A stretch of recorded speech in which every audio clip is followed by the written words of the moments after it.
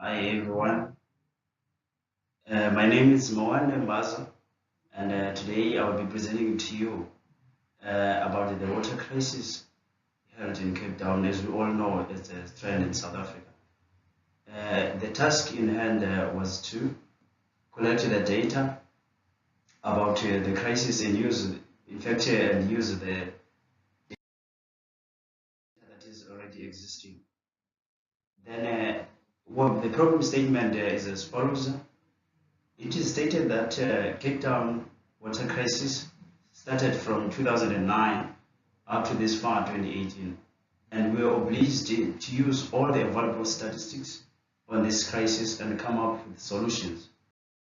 Therefore, let us first look at the possible contributing factors. As you can see on this resolution, I tried to explore in terms of the mid-latitude cyclones, in terms of which are the possible contributing factors as related to the cold fronts in the oceans of Cape Town, and the resultant temperatures changes as the rapid scales. Then I therefore also looked at the unsustainability of water resources, like how do people use water in terms of how they spend water on daily basis, the carbon footprint as well. As you can see, even to the graph, you can see that the wind speed is indicated, as well as the rainfall.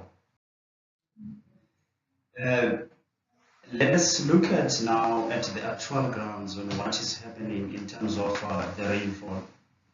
You will find out that the rainfall is pretty much dropped on the past 5 years. Then you can even see that the affected regions within Cape Town in terms of percentages.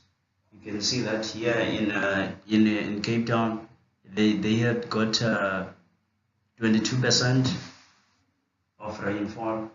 Then in a French Hook, the average rainfall dropped as well to 23%. And I therefore find myself calculating, in terms of my estimations on what is happening in terms of the relief rainfall and the precipitation on all the grounds and the slopes. And those are the formulas, as you can see to the visualization as well. Then calculations of average rainfall, I calculated them as followed. Like a French Hook average rainfall is equal to the average, then rainfall, then multiplied by 8 as well. Then and so forth and so forth, stuff like that.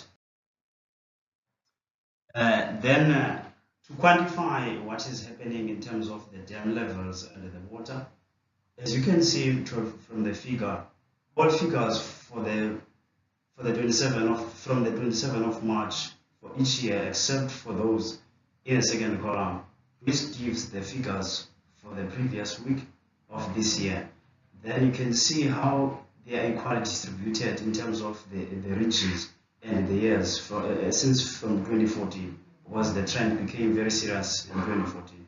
And the last 10% of the dams is difficult to use because they are swamps and the marshes. Then almost 10% of the water is being wasted on dams because it's drained by the mud as well, and it's unusable. Therefore, approximately 10% less than the dam level is unusable of the water. Then to arrive at my solutions, which I thought are my solutions to the problem of this water crisis in Cape Town, the usability, the usable water in dams is approximately 10% less than dam level. Therefore, you can see even this with the linear regression I used here, I equally distributed the water in terms of the areas and the jagged slopes of all the regions. That in fact these five regions I considered. Therefore, to my solution, I encourage the afforestation and dam buildings for water contamination mechanisms, so that water recycling can be one of solutions. Because people, in terms of, for an example, if you take a drainage basin whereby you drain water into a certain dam, then you will see that a certain percentage of water is being wasted to maybe to animals and so forth, stuff like that. Because water becomes dirty and it's unusable and it's undrinkable for human beings. Therefore, I encourage water recycling, afforestation, dam buildings. Not saying that there are not dams being built yet, but in terms of the mechanisms, because if you can look at the amount of rainfall for each region, then if people can capture the water, then and try to make sustainability on the grounds of the water they withhold from the rainfall. Thank you for what